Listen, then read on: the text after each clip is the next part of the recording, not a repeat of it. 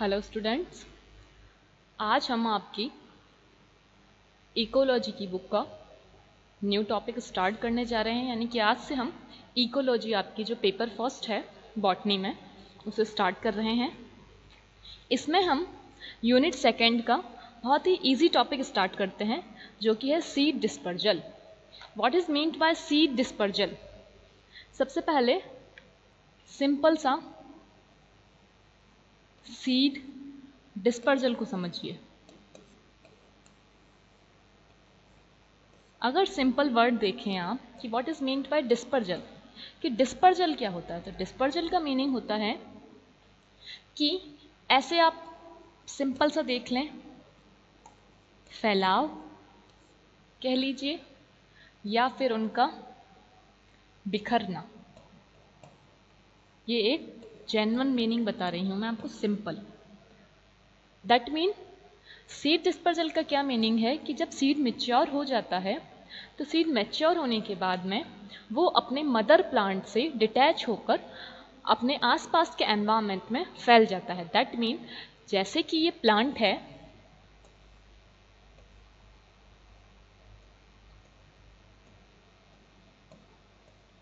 अब इस प्लांट पर बहुत सारे फ्रूट लगे थे या किसी टाइप की पोट्स लगी थी। पोट्स का मतलब फलियां, या इस तरह से फ्रूट लगे थे। या फिर जैसा कि आप कैलोट्रोपिस के अंदर देखते हैं तो इस तरह से उसमें पोट लगी होती है। आंकड़े के अंदर आप देखते हैं तो इस तरह से यहां पर पोट्स लगी होती हैं, फलियां लगी हुई होती हैं। तो सीड डिस्पर्जल क्या होता है? सीड डिस्पर्जल का मीनिंग होता है कि जब सीड बन जाता है फ्रूट के अंदर या जब सीड का फॉर्मेशन हो जाता है तो वो अपने मदर प्लांट से, यानी कि उसके जो पेरेंटल प्लांट है जिस पे वो लगा था, उस मदर प्लांट से डिटैच होकर, अलग होकर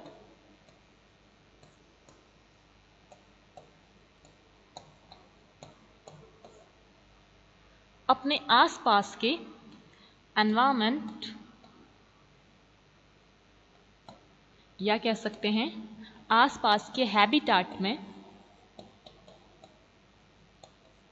फैल जाता है, बिखर जाता है, डिस्पर्स्ड हो जाता है। डिस्पर्स्ड हो जाता है, फैल जाता है या बिखर जाता है। तो उस वजह से वो वहाँ पे डिस्पर्स्ड होने के बाद वो जिस भी हैबिटाट में बिखरा होगा अब वो वहाँ पर ग्रो करेगा एंड ग्रो करने के बाद न्यू प्लांट का फॉर्मेशन करेगा। तो ये जेन्युइन चीज होती है। दैट मीन जैसा मैंने ये आपको डायग्राम बताया, इस डायग्राम के अकॉर्डिंग देखिए कि मान लीजिए ये फ्रूट है। इस फ्रूट में ये जब फ्रूट बन गया तो इसके अंदर सीड की बात करें अगर हम, तो मान लेते हैं ये इसका सीड है, ठीक है। अब जब ये सीड बन गया तो ये फ्रूट यहां से डिटैच होगा और डिटैच होने के बाद ये फ्रूट जमीन पर गिर जाएगा। हो सकता है इसे कोई एनिमल या कोई भी इंसेक्ट इसे फीड करे और फीड करने के बाद इसके अंदर जो ये सीड है वो सीड सॉइल से एक्सपोज हो, यानी कि सॉइल के कांटेक्ट में आ जाए और ये सॉइल के कांटेक्ट में आने के बाद यहां पर जर्मिनेट होगा और जर्मिनेट होने के बाद सबसे पहले ये प्लांटलेट बनाएगा एंड देन ये एनवायरनमेंट से कंपीट करते हुए मैच्योर प्लांट में कन्वर्ट हो जाएगा। यहां तक के पॉइंट आई होप आपको समझ आए हो। ये तो हम बात करते हैं फ्रूट की, कि अगर फ्रूट के अंदर सीड होगा तो ऐसा हो सकता है, या फिर कोई ह्यूमन बीइंग ही इसको यहां से पिकअप करे और उसके बाद उसे फीड करे। सिंपल सी चीज कि फ्रूट के अंदर सीड होगा तो उसके लिए कोई ना कोई उसको खाएगा, तब वो सीड बाहर नेचर से एक्सपोज होगा। अब ये जो इस तरह की पोर्ट्स होती हैं, फलियां होती हैं, इन फलियों के अंदर क्या होता है, इस तरह से सीड लगे हुए होते हैं या किसी भी फॉर्म में सीड लगे हुए हैं इन पे।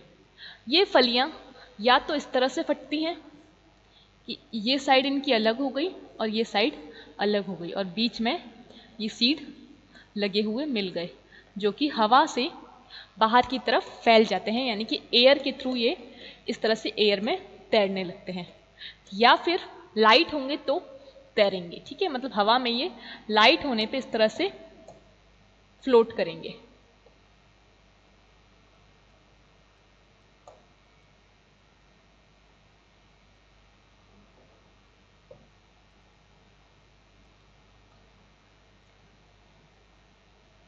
और अगर ये हैवी होते हैं तो ये इस तरह से सीधे ही सॉइल के कांटेक्ट में आएंगे और वहां पर फैल जाएंगे और उसके बाद इनका वहां पे जर्मिनेशन होगा। अब हम इसकी बात करें कैलोट्रोपिस। कैलोट्रोपिस को आपने देखा होगा कि कैलोट्रोपिस के अंदर इस तरह से एक ब्राउनिश सीड होता है बीच में, और उसके इस वाले पॉइंट से, ये वाला जो पॉइंट है, यहां से बहुत सारे पतले पतले थ्रेड लाइक स्ट्रक्चर निकले हुए रहते हैं और ये आपको मोस्ट प्रोबेबली आपको एयर में फ्लोट करता हुआ दिखाई देता है, एयर में तैरता हुआ दिखाई देता है। ये जो एयर में आपको इस तरह का व्हाइट कलर का और ये जो पीछे जो स्ट्रक्चर दिख रहा है, ये है क्या?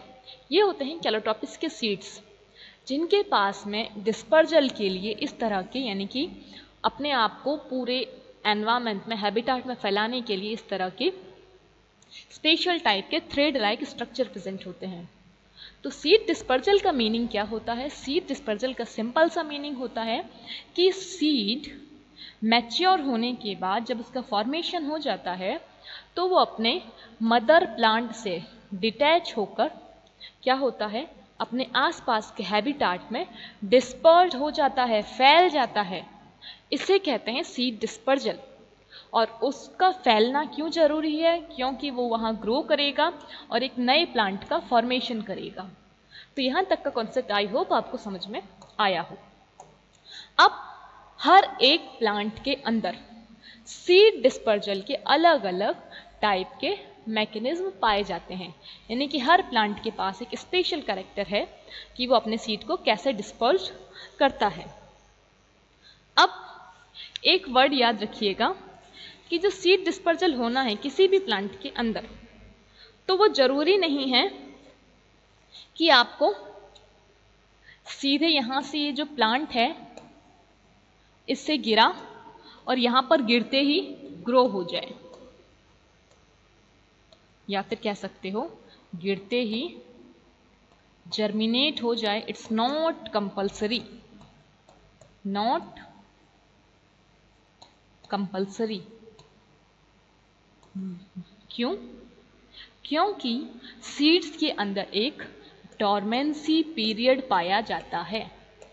बहुत सारे सीड के अंदर एक डॉर्मेंसी पीरियड अलग अलग टाइम का, यानी कि कुछ सीड के अंदर ये जो डॉर्मेंसी पीरियड है ये 2 to 3 सेकेंड का भी हो सकता है, 1 सेकेंड का भी हो सकता है, 1 मंथ का, 1 वीक का, 1 ईयर या 100 ईयर्स और 1000 ईयर्स। इस तरह से ये जो डॉर्मेंसी पीरियड है, ये डॉर्मेंसी पीरियड वेरी करता है। डॉर्मेंसी पीरियड को हिंदी में क्या कहते हैं? प्रसुप्तावस्था। दैट मीन जब उसके अंदर उसकी physiological and mainly metabolical activity suppress हों, बिल्कुल कैसी हों? चेज, या फिर कह सकते हो क्लोज्ड कंडीशन में हों, बिल्कुल रुकी हुई हूं, तब इसे कहेंगे प्रसुप्तावस्था।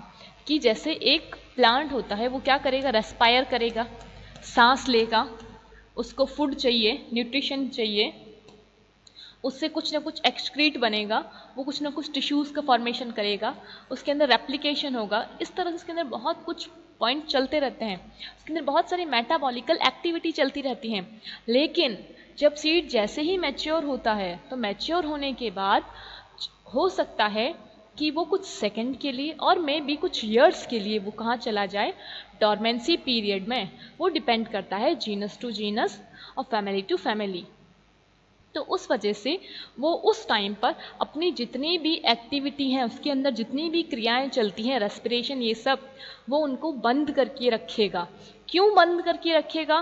क्योंकि सीड के अंदर जो उसके टिश्यू हैं, वो टिश्यू जो उत्तक हैं, वो ड्राई कंडीशन में मिलते हैं। ड्राई कंडीशन का मतलब, जब एक सीड को देखते हैं आप, गेहूं के बारे में सोचिए या आप पल्सेस के बारे में सोचिए, दालें, गेहूं ले लीजिए, वीट, मेज ले लीजिए, ये सारे भी तो सीड ही हैं, ठीक है।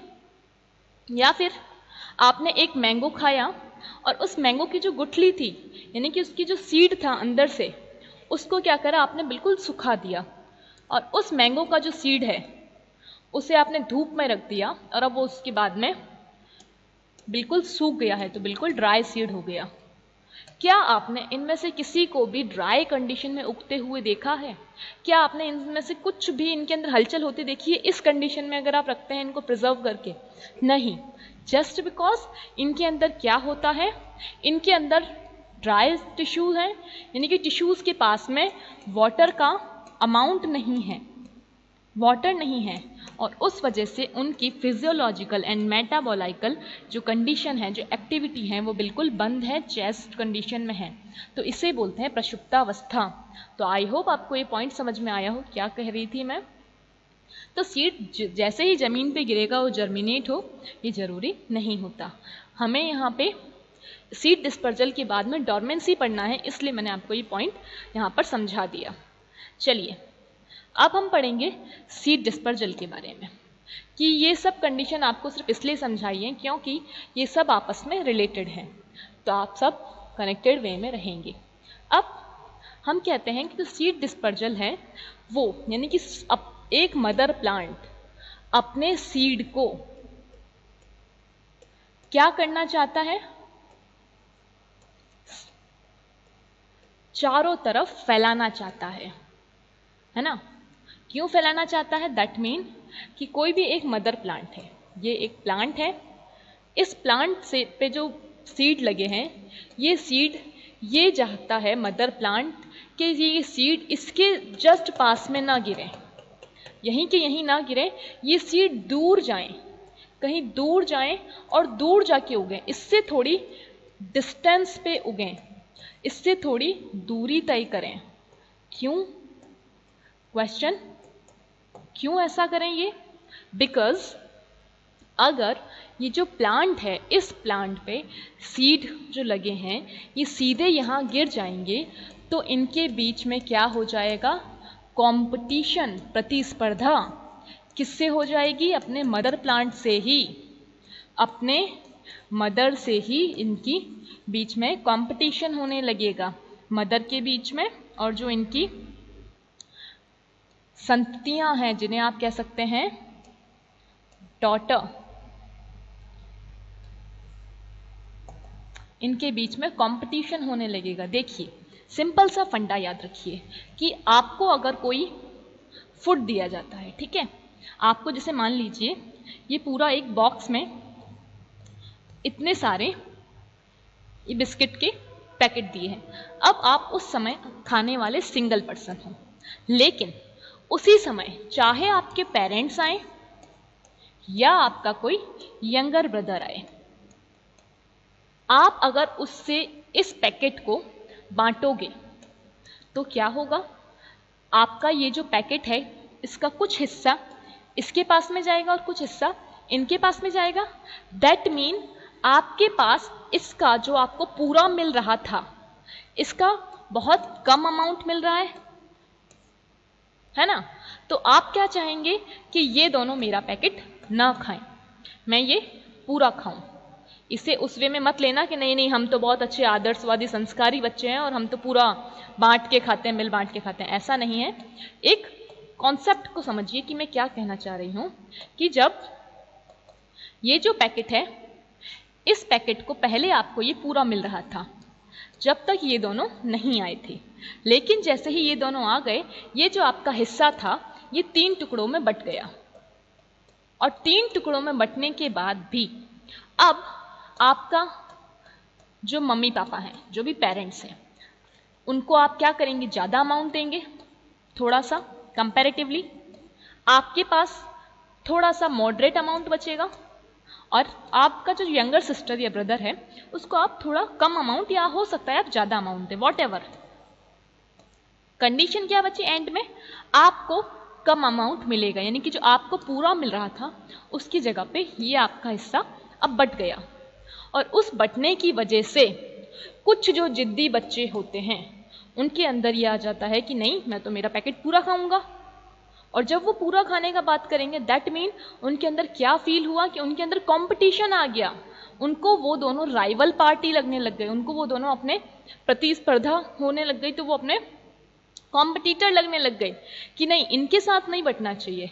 ऐसा ही होता है प्लांट के साथ भी कि जब एक प्लांट सिंगल ग्रो करता है, इस जगह पे सिंगल ग्रो कर रहा है, तो सिंगल ग्रो करता है तो यहां पर जितना भी फूड मटेरियल प्रेजेंट है, जितना भी प्रेजेंट है, उस पूरे फूड मटेरियल को कौन खाएगा, ये एक सिंगल प्लांट खाएगा। जितना फूड प्रेजेंट है, जितना भी स्पेस है, और जितने भी यहाँ की, मतलब ये सिंगल है तो यहाँ पे डिजीज भी कम होगी, बीमारियां कम होंगी, उसके साथ साथ यहां पर कोई तरह का डिवाइडेशन नहीं होगा, उस वजह से ये प्लांट एकदम हैप्पी रहेगा। लेकिन जैसे ही इसके पास कोई दूसरा प्लांट ग्रो होगा, अब ये दूसरा प्लांट क्या करेगा, इसका हिस्सा बांटेगा, तो ये प्लांट थोड़ा सा कैसा हो जाएगा, ये प्लांट थोड़ा सा अग्रेसिव मोड में आएगा कि ये मेरा हिस्सा बांट रहा है। अब इन दोनों के बीच में क्या होगा, कंपटीशन। ये इसको रोकेगा कि तू मत ग्रोथ हो, ये इसको रोकेगा कि नहीं तू मत ग्रोथ हो। तो ये दोनों ही चाहेंगे कि दोनों अपने अपने लेवल पे कि इनके पास ज्यादा फूड जाए, ज्यादा स्पेस जाए, दैट मीन कंपटीशन आ गया। तो उसी तरह से चाहे प्लांट का खुद का ही क्यों ना हो अंश, यानी कि इसका खुद का सीड भी अगर यहाँ ग्रो करेगा तो दैट मीन वो उसका फूड हैबिट को बांटेगा, और फूड हैबिट बांटेगा तो दैट मीन यहाँ पे सारे प्लांट ग्रो करेंगे तो एक तो किसी को पर्याप्त मात्रा में फूड नहीं मिल पाएगा अगर सीड यहीं के यहीं गिर गए तो। दूसरी बात, आपस में कंपटीशन होगा, कंपटीशन होगा तो एक तो फूड नहीं मिल पाएगा सभी को, दूसरा जगह कम पड़ेगी, डिजीज ज्यादा होगी, और डेथ के चांसेस, उसकी वजह से जब ये भी नहीं है, जगह भी कम पड़ गई और डिजीज ज्यादा हो रही, बीमारी ज्यादा हो रही है, तो उस वजह से क्या होगा, ज्यादा से ज्यादा मरेंगे। तो इस तरह से यहां पर कंपटीशन चालू हो जाएगा।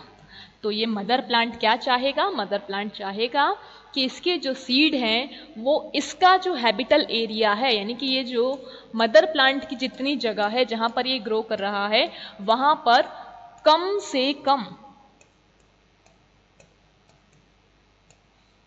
लोएस्ट अमाउंट में ग्रो हो इसके आसपास, और ये सीड एक फिक्स डिस्टेंस को तय करे जहां पर इनको अच्छे से स्पेस मिले, खूब सारा स्पेस मिले, गुड स्पेस हो, फूड हो, कंपटीशन कम हो, और इस तरह से इसका हर एक इंडिविजुअल ग्रो करे। तो हम सीड डिस्पर्जल के ये जो कॉन्सेप्ट है इसे हम और अच्छे से समझेंगे, लेकिन अभी हम क्या करेंगे कि ये जो पूरा कॉन्सेप्ट है, आई होप आपको समझ में आ गया हो कि ये क्या कहना चाह रही हूं मैं। इस पूरे के पीछे वजह क्या थी? तो सीड डिस्पर्जल की वजह ये है कि सीड चाहता तो है कि उसका जो जो प्लांट है वो चाहता है कि उसका सीड ग्रो हो, लेकिन उसके हैबिटल एरिया में जहाँ पे वो उगा है वहाँ पर न हो या वहाँ पे कम से कम ग्रो हो, ताकि हर सीड के पास में फूड स्पेस अच्छे से अवेलेबल हो, पहला पॉइंट। सेकंड पॉइंट, इनके बीच में, वरना एक ही जगह पे बहुत सारे सीडलिंग अगर उग गए तो इनके बीच में क्या होने लग जाएगा? लड़ाई झगड़े। इनके बीच में कंपटीशन कम हो, और जब ये सब एक ही साथ पास पास उगेंगे तो जगह कम हो गई, तो इनके बीच में जो बीमारियां हैं वो ज्यादा फैलेंगी, डिजीज कम हो।